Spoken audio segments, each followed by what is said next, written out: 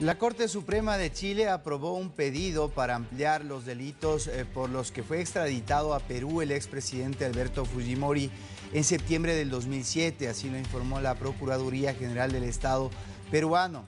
La decisión fue tomada el pasado 19 de enero en 8 causas solicitadas por la justicia peruana por los delitos de suministro ilegal de armas de fuego, asociación ilícita para delinquir, entre otros. En este momento, aunque la Procuraduría no detalló cuáles son todos los casos que implican la comisión de esos delitos, señaló que su pedido fue aceptado al haber cumplido con los requisitos establecidos en el Código de Procedimiento Penal y lo dispuesto en el Tratado de Extradición entre ambos países.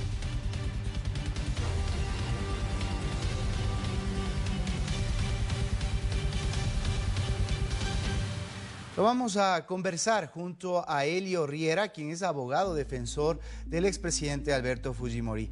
Elio, gracias por este tiempo con Latinoamérica. Te saluda César García. Buenas noches. ¿Qué tal, César? Bien. ¿Cómo estás? Muy buenas noches. Gracias por la invitación. Cuéntanos, en este momento en el cual se está desarrollando la parte jurídica en contra del presidente Fujimori, ¿cómo calza esto? ¿Qué es lo que implica? Bueno, el pronunciamiento de la Corte Suprema de Chile, bueno, el comunicado, porque como tal yo no he recibido ninguna notificación formal y como tú comprenderás, César, los efectos jurídicos se dan con la resolución, que no la conocemos, solo es un comunicado. Este comunicado como tal hace referencia a que da viabilidad a que el señor expresidente sea pues investigado en Perú. Es decir, que amplía la posibilidad de que el órgano persecutor de la justicia en Perú pueda investigar y, de ser el caso, sancionar. Tenemos dos variables acá. Tenemos que revisar y ser notificados conforme a ley para corroborar que esta resolución se ciña, como bien han señalado en la antesala de la noticia, se ciña a los parámetros del tratado de extradición. Si no se ciña a esos parámetros, corresponde pedir la nulidad ante Chile. Eso es un lado. Y por otro lado, en caso se dé viabilidad a la extradición como tal, pues constituye una oportunidad muy importante para poder demostrar la inocencia del señor expresidente. Bien, dentro de los 8 casos que es en donde se enmarca este comunicado, como tú señalas, de la Corte Suprema, está, por ejemplo, el suministro ilegal de armas de fuego, el tema también de asociación ilícita para delinquir, falsedad jerárquica, conspiración. Explícanos, por favor, y contextualicemos si todo esto tiene que ver con lo que pasó cuando el presidente Fujimori estaba ejerciendo el mandato y en el marco de una operación tratando de combatir a Sendero Luminoso se terminaron cobrando vidas civiles.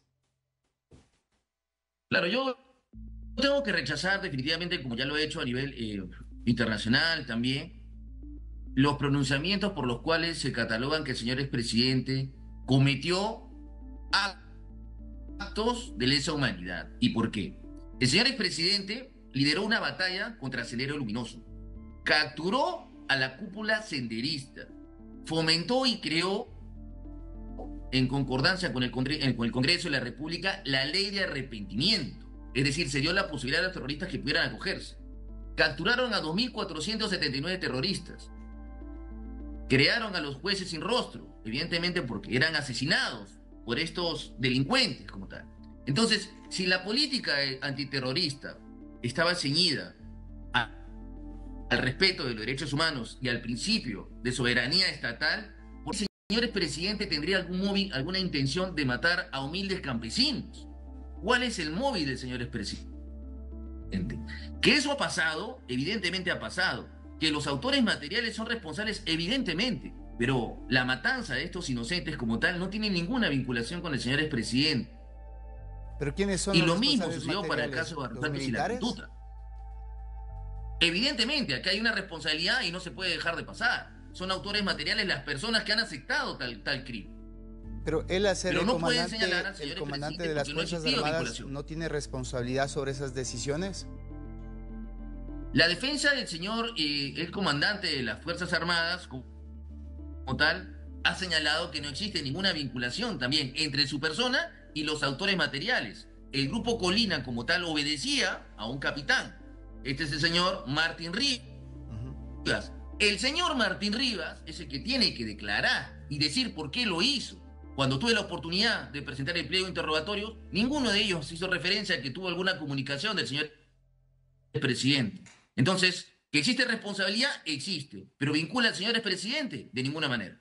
En Perú está pasando esto no solo con el caso de Alberto Fujimori, vemos un caso reciente con Dina Boluarte, que también tiene una acusación constitucional por presunto homicidio por estas personas que fueron asesinadas en el marco de protestas.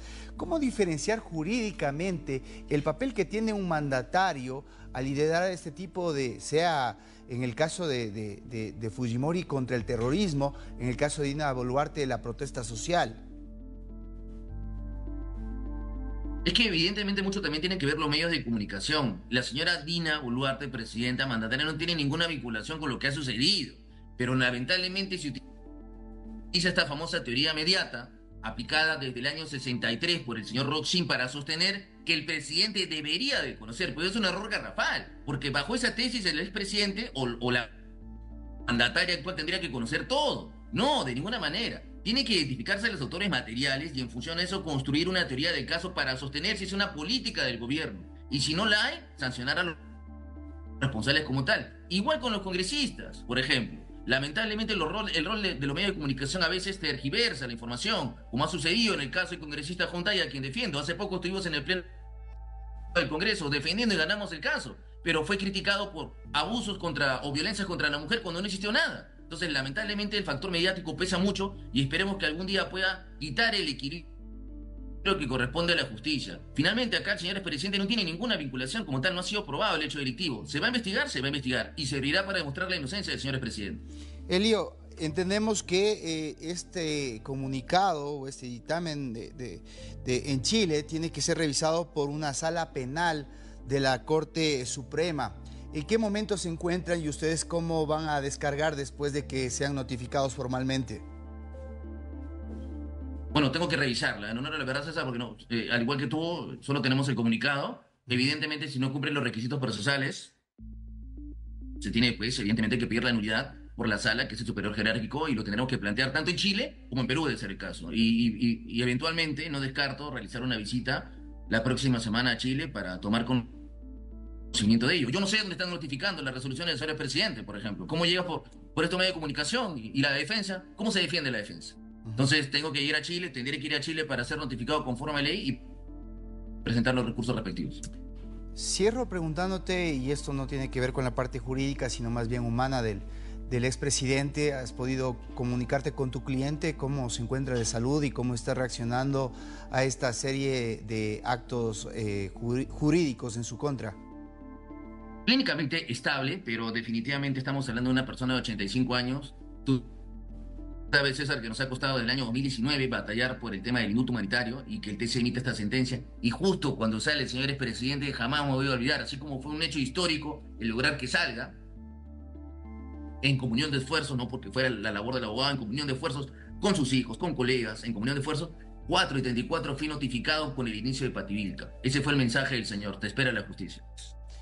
Una última... Pero tenemos que defenderlo como tal y lo vamos a hacer. Elio, tú hablabas de la responsabilidad del factor mediático, pero hay también una carga política en este momento en el Perú que busca la fuerza política de Fujimori no tenga peso en las próximas elecciones, en el próximo panorama político del Perú. No sería prudente de mi parte, César, porque yo político no soy. Evidentemente eso le corresponde ya a los representantes de Fuerza Popular, a los representantes políticos. Yo ejerzo la defensa legal y mi labor es hacer justicia y defender al señor expresidente y es lo que voy a hacer. Bien, gracias Elio Riera, abogado del expresidente Alberto Fujimori, muy gentil.